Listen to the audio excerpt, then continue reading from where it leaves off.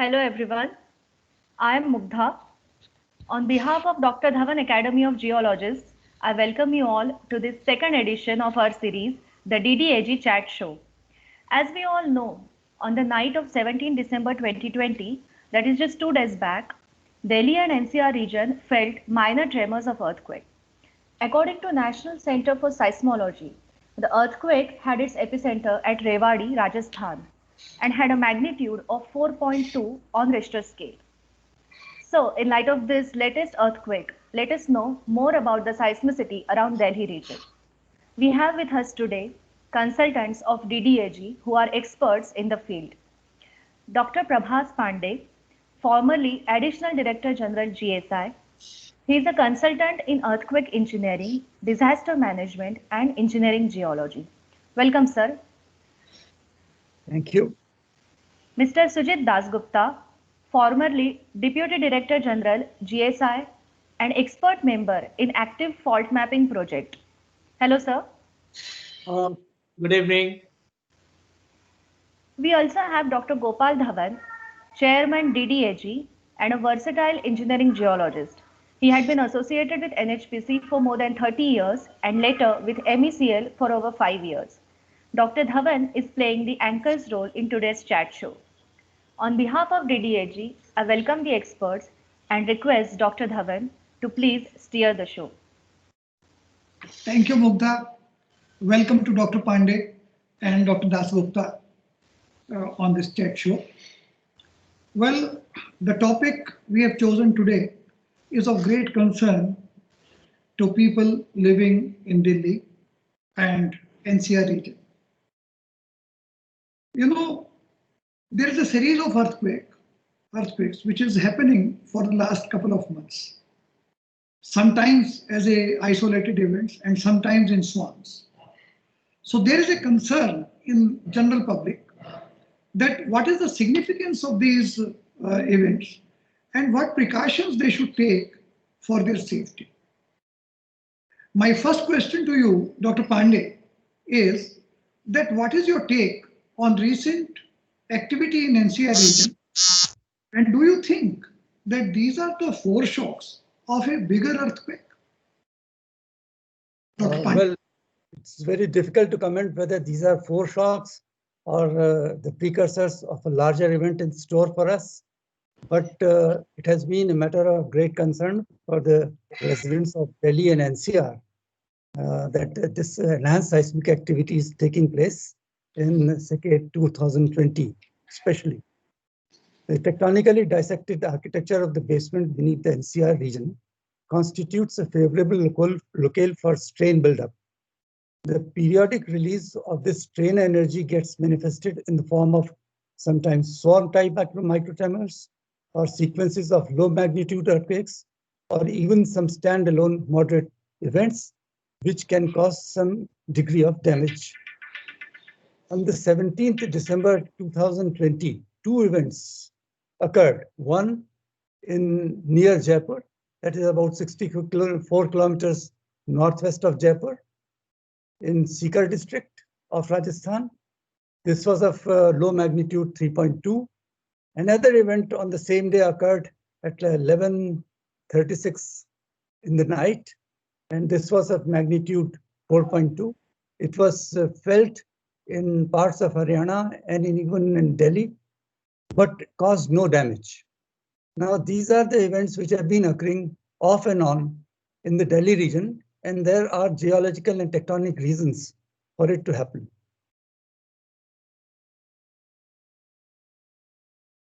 Well, thank you, Dr. Pandey. Now I go to Dasgupta sir. Dasgupta sir, you have worked on entire subcontinent and you know the seismotectonic setup of this area. Do you think Delhi is really sitting on the brink of a major seismic shakeup? Well, seismic shakeup in Delhi for tectonic reason, we all know there are certain structures around Delhi. Basement ridges are also there, so they occasionally generate small magnitude earthquakes. That's okay. and then big earthquakes that occur all around in the Himalaya or in the that can also make some shaking in Delhi. But for the small magnitude earthquakes, which are occurring recently for the last 1 year, and to be very specific, if I take from 27th of February 2020 to 17th of December 2020, during this period, as per the European Mediterranean, their catalog, there are 18 small magnitude earthquakes from 3 to 5. And my take is that these small magnitude earthquakes, though maybe along faults, because earthquakes occur along the faults, that's okay. But the main direct reason for this is a typical or maximum extraction of groundwater.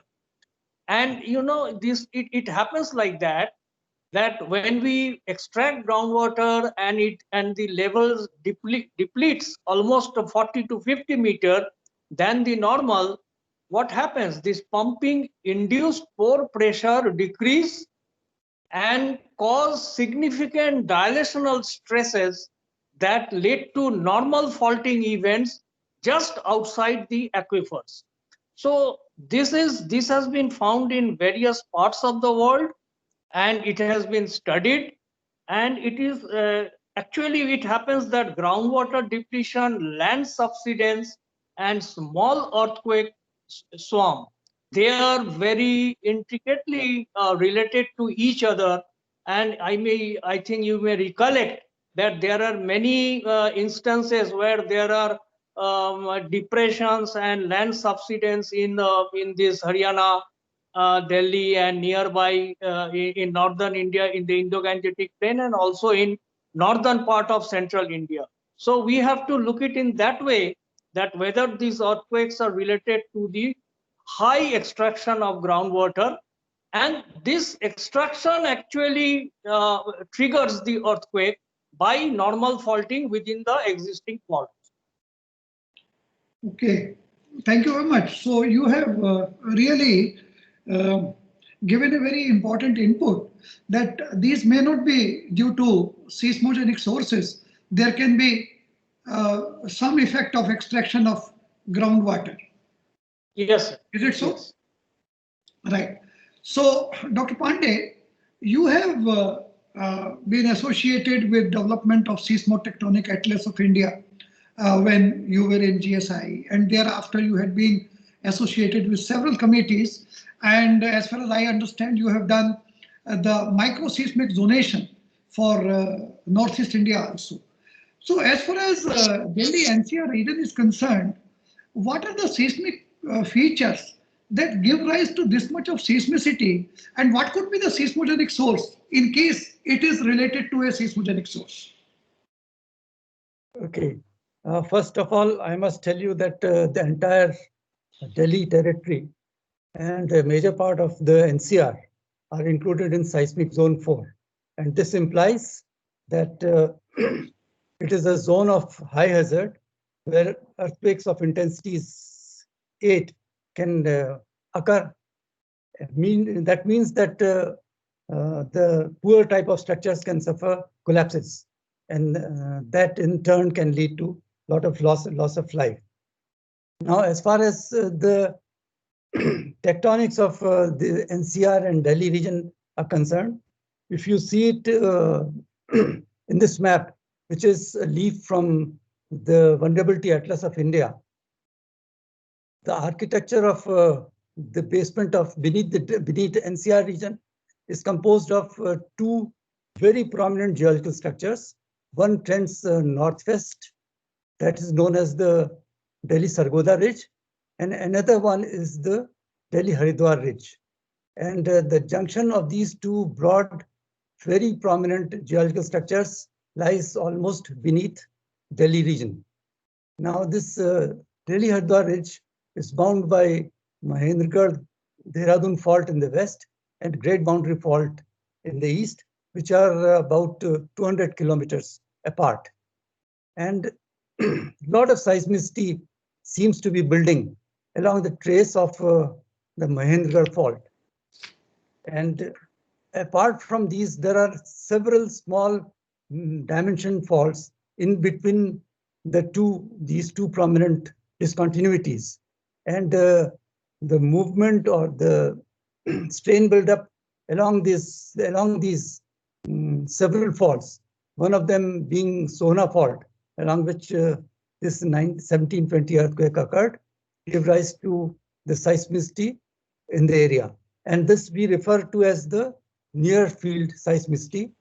The far field seismicity, which affects Delhi, is from the Himalayas. And even the earthquakes of Afghanistan are sometimes felt quite distinctly here. But in none of the cases, there have been damages if we are referring to the Himalayan earthquakes. But some amount of damage has occurred in the near field earthquakes. Thank you. So what you have said is that Delhi has two types of earthquakes. One which are originated in Himalayas, and the second which are due to the local tectonic setup around Delhi and NCR region. Right. So, Mr. Dasgupta, my question to you is now, because Mr. Pandey has told basically the seismologic sources which are around Delhi, but on a regional scale, what is your take on regional seismicity and regional seismotectonics which affects Delhi? Well, as Dr. Pandey was referring to both these structures, we all know that large magnitude earthquakes can occur in the Himalaya and in adjacent areas, for which Delhi, there may be shaking in the Delhi.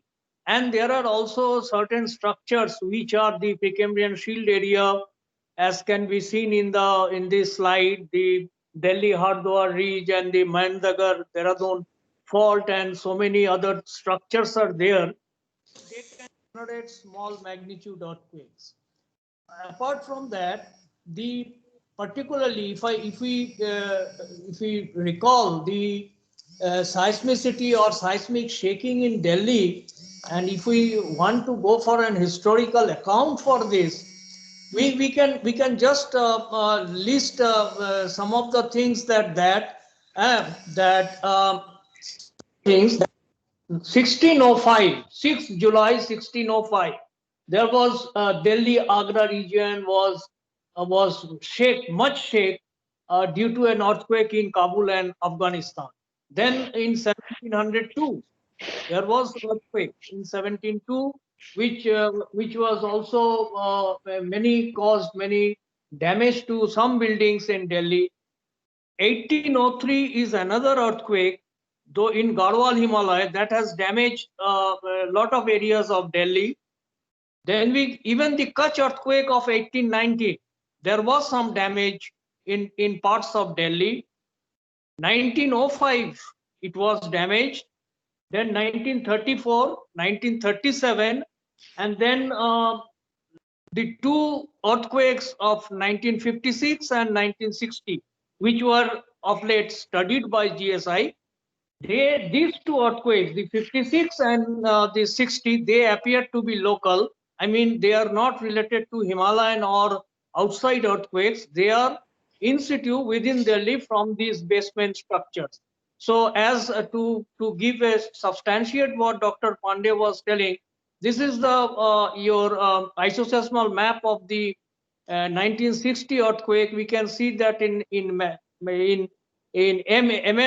scale, it goes up to intensity 7. So it was intensity 7 earthquake. And these earthquakes, particularly 1956 and 1960, they were related to Delhi structures. And the rest, which I told major earthquakes, they are Himalayan or in other areas. Well, it's a very interesting finding. Dr. Gopal Raman, I would like to add here. Please. I would like to add here that in July 1720, there was the biggest earthquake that impacted Delhi in a very severe way. And this has been documented in Oldham's volume of GSI. And a number of buildings collapsed in New Delhi as well as in Old Delhi. And the memoir mentions that there was colossal loss of life in this earthquake. So now this becomes almost the reference point as far as the impact of earthquakes in Delhi region are concerned. This earthquake occurred, say, in Sona area, which is about, say, 30-40 kilometers southwest of Delhi. And no other earthquake, including those of the Himalaya, have impacted Delhi to this extent as has been done by the 1720 earthquake. Thank you. Okay. So both of you have given a good historical account of earthquakes in this region. Well, I am trying to find out a correlation between the recent earthquakes and the historical earthquakes.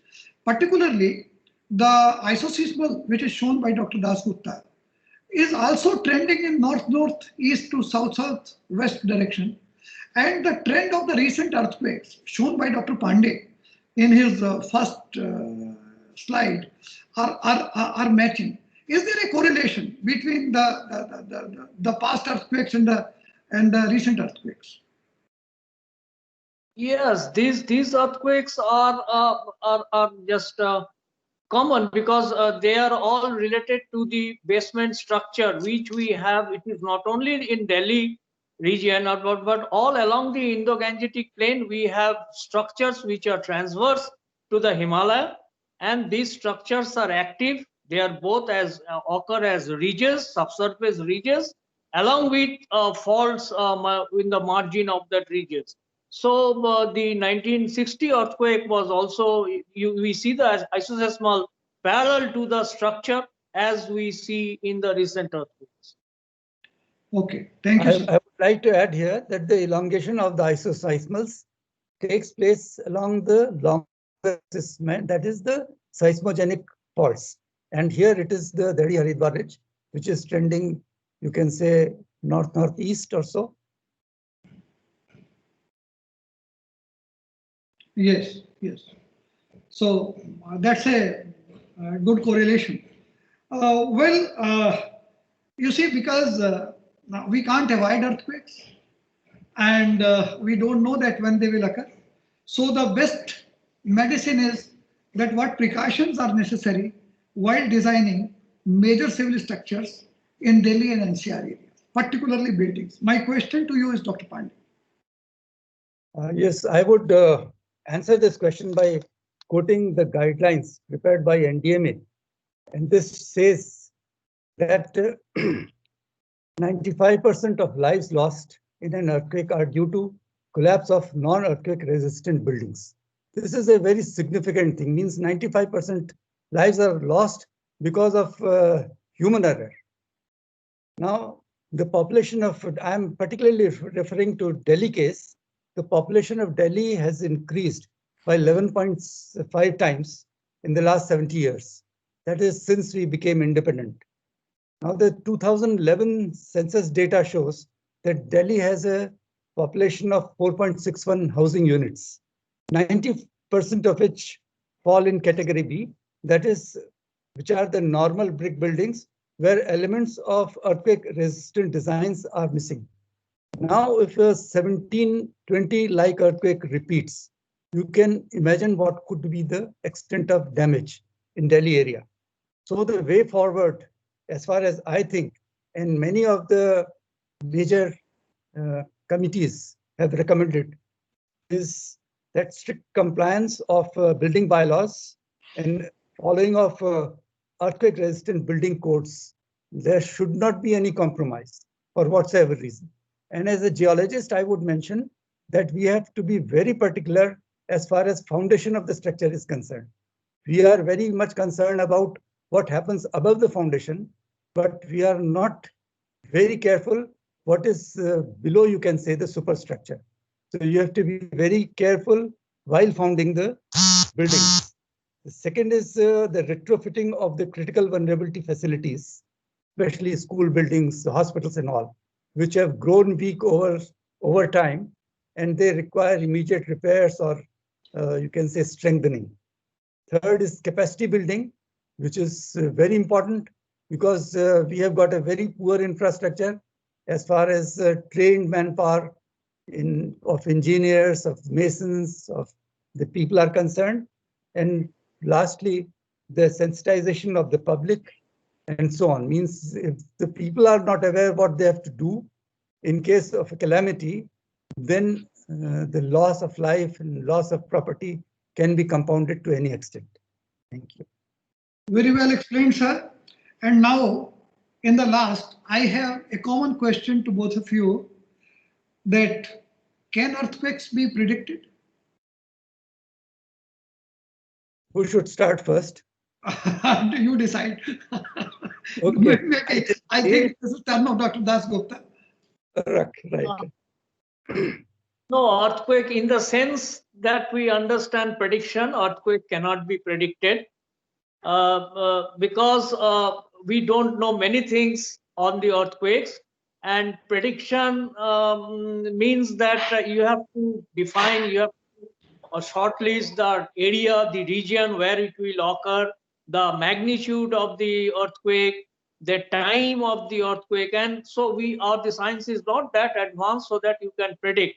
So instead of prediction, the term use prediction, and even if we can predict, let us take it in a different way.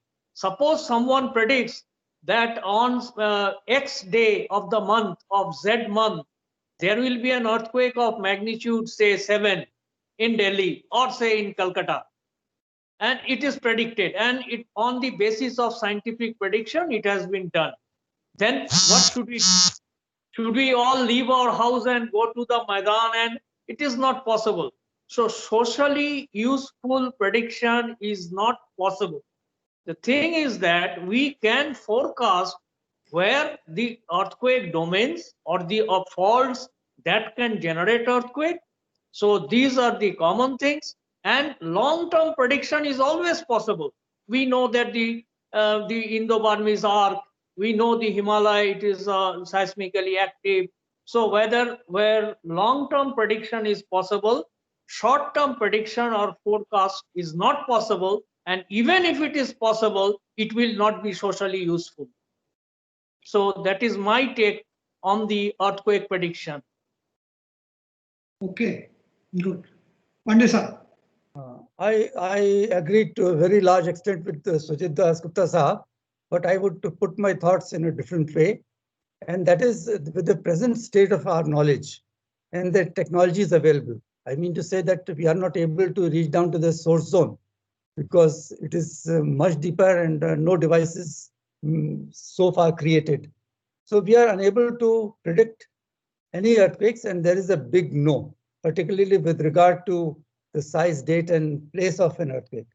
However, the level of earthquake hazard at a particular place or for a particular structure can be predicted to a high degree of confidence. And world over, this is the practice. Means supposing for Delhi, for a particular zone of Delhi, what would be the ground accelerations for which a structure has to be designed can be predicted to a very large extent. Means we know what would be the ground accelerations for which the structures have to be designed, and this is what is required, not when the earthquake will occur or what would be its size. As Sujit Das Gupta Sahab has said, socially this will be quite disastrous. So world over, the practice is to predict the hazard level, not to predict the actual earthquake, its timing. And lastly, I would mention one thing. Then systems are being developed to issue earthquake early warnings. When a big earthquake has actually occurred, means it is not before the earthquake, but when the earthquake actually occurs, because the destructive seismic waves, that is the S waves, they are slower in their movement, and so they reach after some time. So when we receive the faster seismic waves, that is the P waves, we are able to get some time. Say for a Himalayan earthquake, say we'll get a time of about 70 to 80 seconds for Delhi. So in this time period, people can go out to safer zones. Those residing in higher stories can get into safer niches of their structures. So this is how a lot of lives can be saved. But this system is still in the process of development. And I think it will take another, say, half a decade or so when it comes to practice. Thank you. Thank you. Thank you, Dr. Pandey and Dr. Dasgupta, for sharing your views with DDAG and clearing the doubts about many of the apprehensions which are in mind of general public. I think our viewers will be benefited with your views, and this will help us in creating and educating people in general and creating a earthquake resilient society in India. So thanks again. Over to Mugdha. Thank you so much. I thank Dr. Pandey and Dr. Dasgupta for sparing their valuable time.